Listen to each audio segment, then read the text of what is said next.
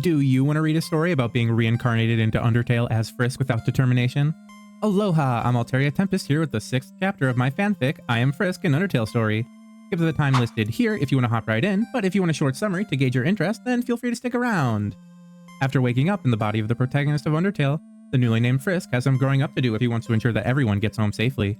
But how can he do that when he can't even save himself? This fanfic is tagged as action, adventure, reincarnation, magic, weak to strong, self-insert, time loop, and video game. You can find a playlist with all the chapters on my channel or by following the link in the description. If you can't wait for more, the actual fic is up to chapter 22 with around 50k words and also linked in the description. Make sure to drop a like and subscribe for more if you enjoyed the story. Toriel fussed over Frisk's outfit as they both stood in a room by the start of the runes. And you're sure you have everything in your backpack? Yep. And your new clothes fit well? Sure do. And you have your phone with you, correct? Yes, Toriel, everything is going to be fine.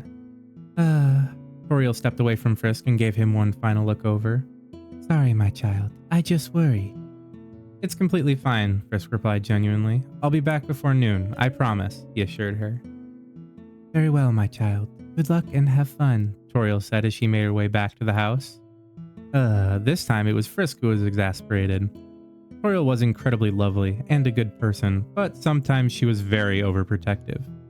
Hours this morning was spent trying to get Frisk ready for this relatively short trip, but at least now he had a backpack to store anything he found in.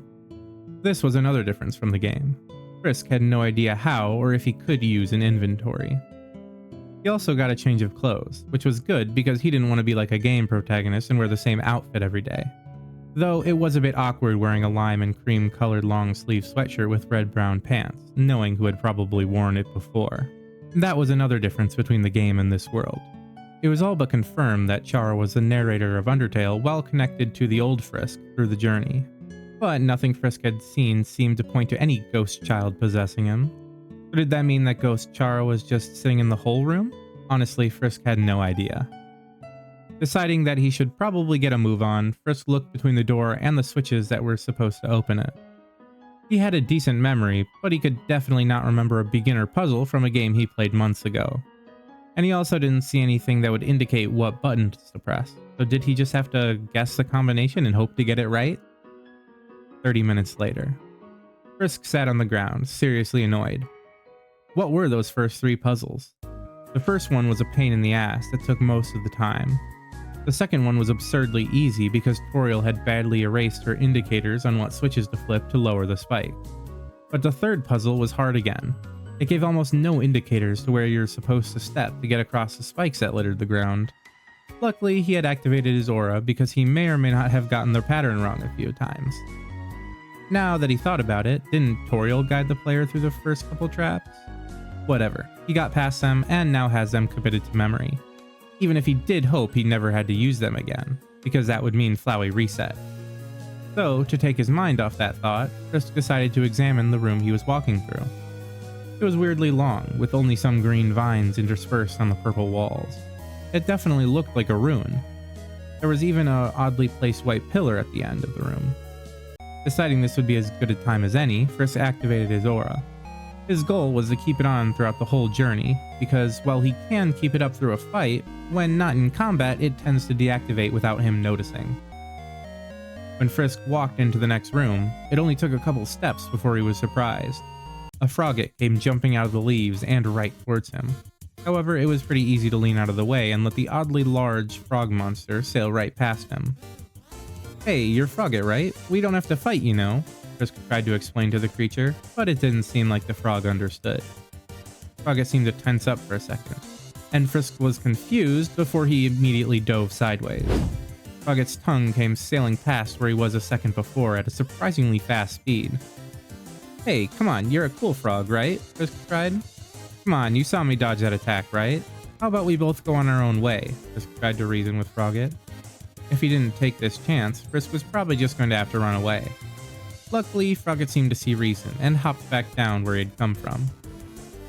That actually surprised Frisk. With so many things different, he hadn't expected the Frogget to let him go after just a few attacks.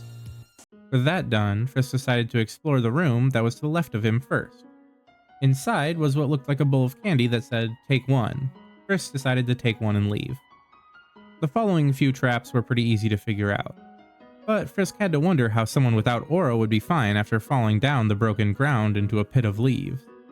There was even a few more encounters with monsters like Whimsum and a talking rock that was definitely trying to get him killed.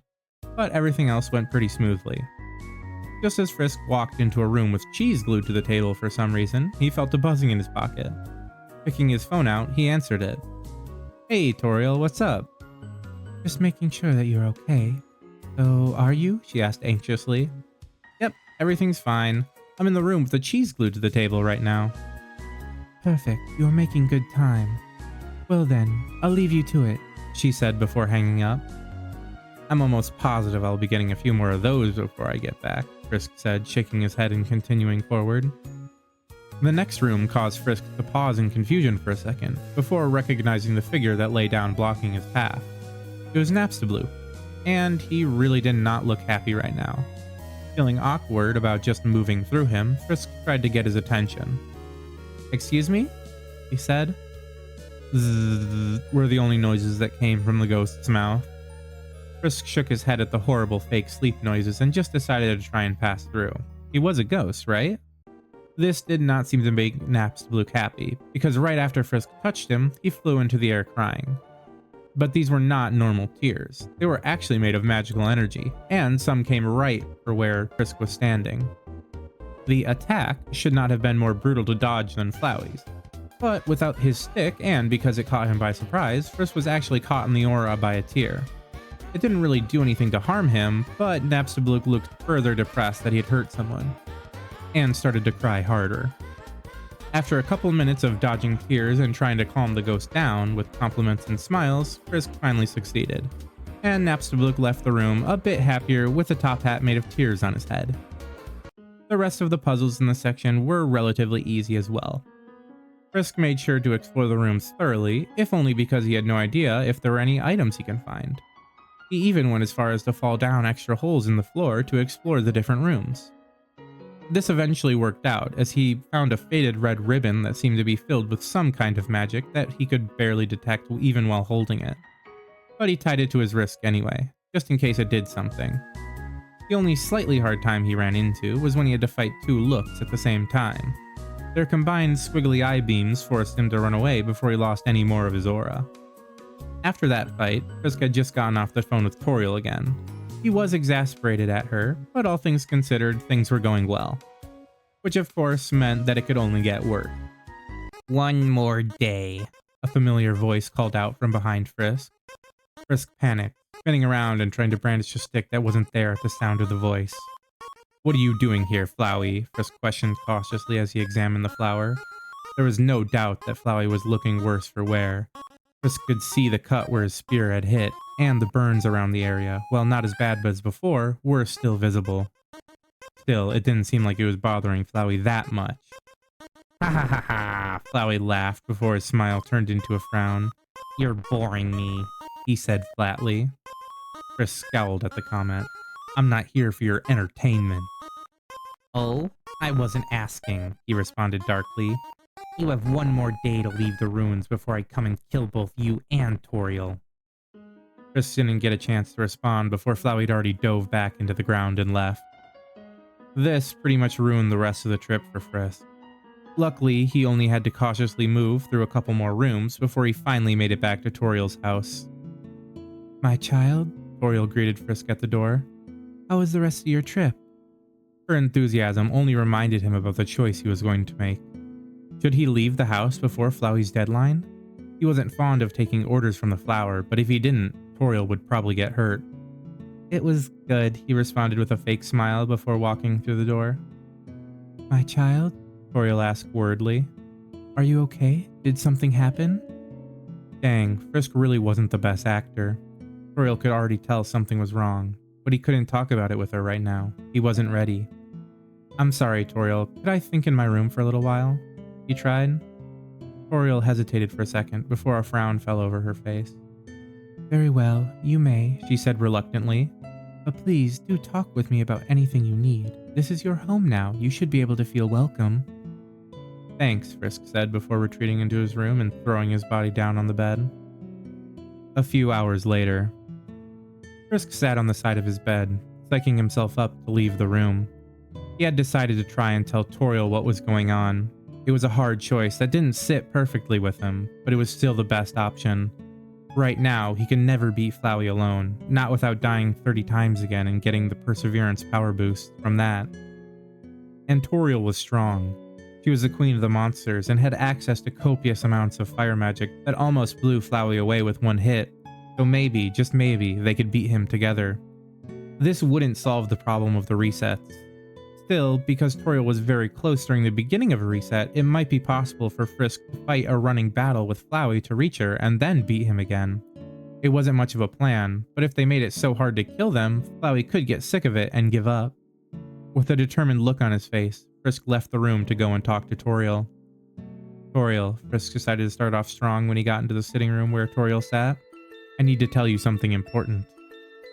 Toriel looked surprised at his assertiveness, but gestured for Frisk to sit down. Of course, my child. What is bothering you? Frisk frowned at this point and just decided to go along with this quickly. That flower you saved me from when we first met.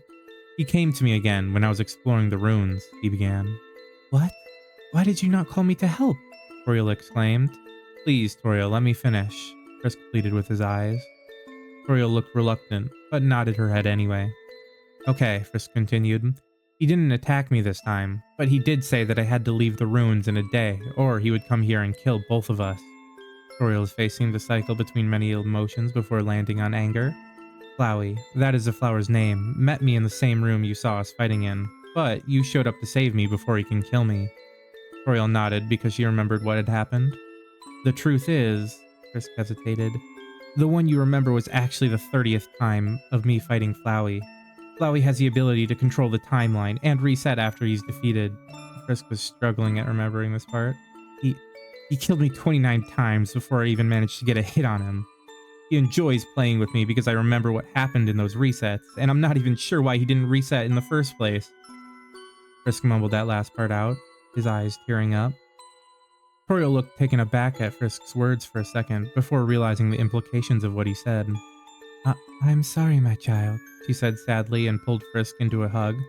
That you had to go through something as horrible as that. She comforted Frisk for a couple more seconds before Frisk pulled away. Anyway, Frisk stuttered, wiping his eyes and a little embarrassed at the freakout he just had. If we both face him together, we should win. And then if he resets again, you won't remember what happened, but I can tell you, and then we can keep on doing that until he gives up. Frisk took a couple breaths, trying to calm himself back down. He couldn't read the expression on Toriel's face, but it seemed to be between sadness and anger. Of course, I will help you defeat that horrible creature, Toriel said as she looked into Frisk's determined eyes. Why don't you go to sleep now? You've had a long day, she suggested out of the blue. Wait, but shouldn't I tell you more about how Flowey fights first? Then shouldn't we have a strategy ready for tomorrow? Frisk questioned as he was walking alongside Toriel on the way down the hall. My child. Toriel looked at Frisk with a smile. You are tired, and if you're going to be fighting tomorrow, you should do it well rested. Worry not. Tomorrow we can plan, and you can tell me everything you know. Okay, I guess, Frisk said as he stopped outside his door. Good night. Good night, she responded and closed the door. Toriel's hands fell limply to her sides as she stood in the hallway. Her thoughts returned to the look on the child's face when he mentioned his death. She couldn't stop imagining that same look on all of her children. She clenched her fist and stormed off to the left. Thank you all so much for listening. This is mostly building up to the next confrontation with Flowey, but I wanted to do a rune scene because it gives a bit of rest between fights, and I'm probably going to be skipping over it later. If you have any questions or comments about the story, feel free to ask them below, as I'm a vampire that feeds off engagement. More chapters can be found on Web Novel, Scribble Hub, and Royal Road up to chapter 22, though more will hopefully be written depending on the reception this gets, so like and subscribe if you enjoyed. Life's been a bit chaotic recently, but I passed a big test recently and hope to start writing more of the story soon after finishing the writing portion of the class I'm in, which should be sometime next week. I'd like to especially thank everyone still here at the end of this video. It's been amazing seeing you all subscribing recently, and I hope to keep that going. Adios and have a great rest of your day.